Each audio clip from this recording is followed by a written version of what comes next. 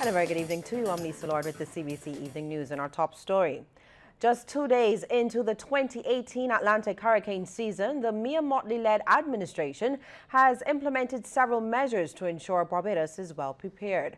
The Prime Minister, who again spoke about the island's grave economic challenges, has made it clear that Barbados simply cannot afford any catastrophic event. And she was speaking during a special Thanksgiving service held in conjunction with the Department of Emergency Management at the Mile and a Quarter Seventh-day Adventist Church this morning. Joined by several cabinet colleagues and some newly appointed senators, Prime Minister Mia Mottley says they will be embarking on a national cleanup campaign. She says they will be setting aside a weekend shortly for the exercise, which will involve all householders and businesses. And because things grow and because things continue to evolve, that will have to be followed again with another one at the end of August, because our greatest vulnerability comes in September and October. So to the task we shall apply ourselves. Home Affairs Minister Edmund Hinkson revealed some of the major plans of the government. He says they will be working with the insurance companies to establish a publicly supported catastrophe fund, as well as a risk insurance product for the most vulnerable houses in Barbados. He says chattel houses valued at least $125,000 or less are set to benefit from the initiative. Mr. Hinkson says they are also seeking to embark on a rapid roof replacement program. To support homeowners by replacing non-hurricane resistant roofs and carrying out other hurricane proofing of the homes of these homeowners. And we commit as well to develop a national storage capacity policy of generators, waters, food and medicine to last 7 days and beyond in terms in the unfortunate eventuality of a national disaster. The Home Affairs Minister says they will also be looking to improve the shelter stock across the island, as well as to put mechanisms in place to lend assistance to farmers should the need arise. President of the East Caribbean Conference of Seventh-day Adventist Church, Pastor Danforth Francis, referred to the speech given by Prime Minister Mottley in the early hours of last Friday morning, when it was clear that the BLP would form the next government, pointing out that she continuously recognized that God was in the midst of her victory. What is more remarkable, she repeated herself over and over this concept, that she thanked God. So I say that she understands the importance of God in leadership, in one's life.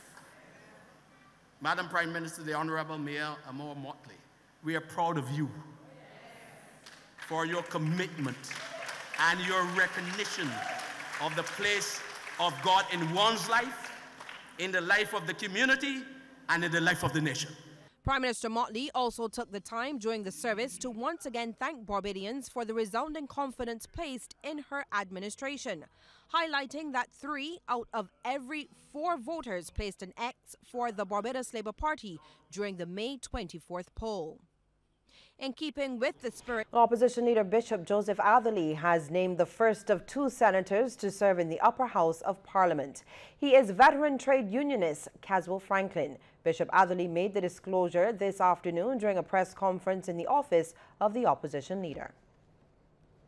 I have the pleasure to inform you that I've asked Mr. Caswell Franklin, and he has accepted to serve as my first appointee to the Senate of Barbados. I so advise Her Excellency under Section 36(3), I think it is, of the Constitution. Mr. Franklin is a trade unionist, as you know, a columnist. He's a respected and nonpartisan voice in the public arena, especially with reference to civil service establishment regulations and wider industrial relations matters. And I look forward to his contribution to parliamentary debate and to public life at this level. Well, Bishop ATHERLEY says the other senator will be revealed soon. He also sought to further explain his reason for taking up the post of opposition leader, which he admits has garnered some mixed reaction from his constituents. He says the appointment of opposition senators belongs squarely in the political arena, and to leave such a decision up to the office of the Governor General could compromise the integrity of that office. If or the assumption that the Democratic Labour Party is not prepared to accept that type of generosity and that type of arrangement, and then you are forced to resort to a situation where Her Excellency, having chosen 7 independent senators already, is now asked to appoint an additional 2, and if she bears in mind, if Her Excellency bears in mind that what is intended is to facilitate a politically partisan presence, then to me, potentially, you're bringing that office into a situation of compromise in terms of its function. And Mr. Franklin says that one of his first acts as a senator will be to speak out in support of undoing some of the concessions dished out under the previous administration. If there's nothing else I do in Parliament, it would be to try to reverse those, at least some of them. The law allows Parliament to annul these things within a 40-day period after they've been laid. So they must be laid because the Prime Minister, as Minister of Finance, has no option but to lay them in Parliament now. And once they're laid, either House can resolve to annul them. And we'll have more news right after the break. Stay with us. House of Soca Calypso tent has taken its preparation for Crop Over 2018 into high gear.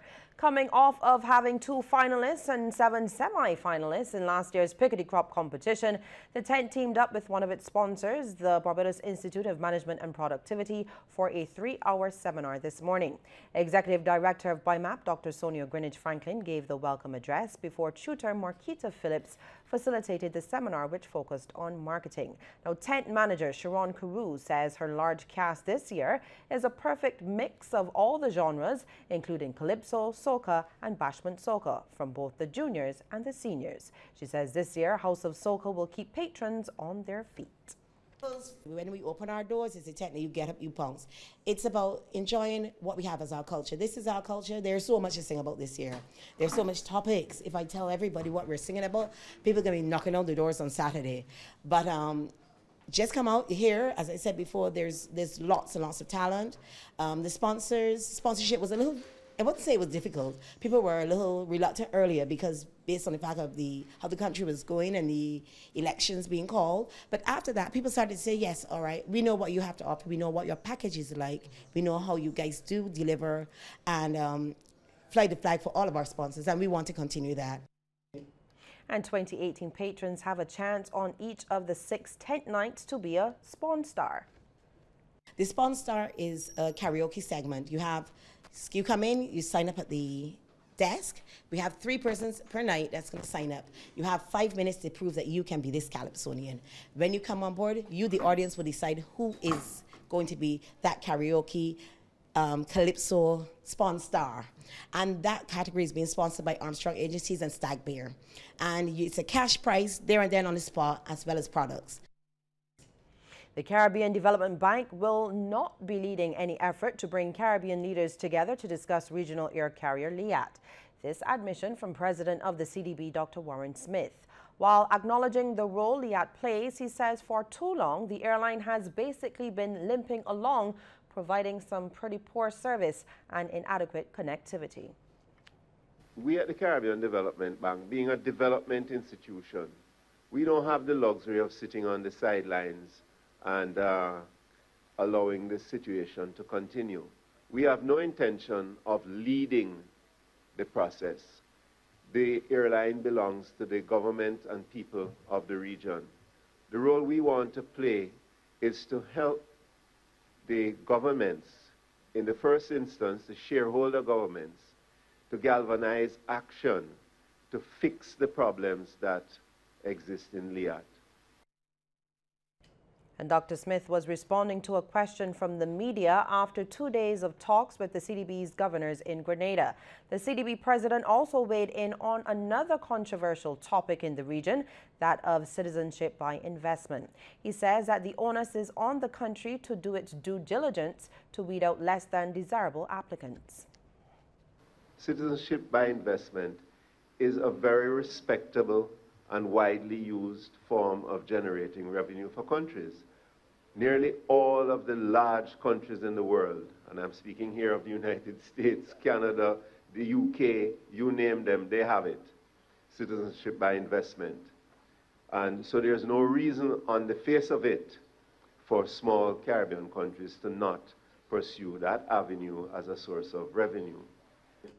And sports is just ahead. Stay with us.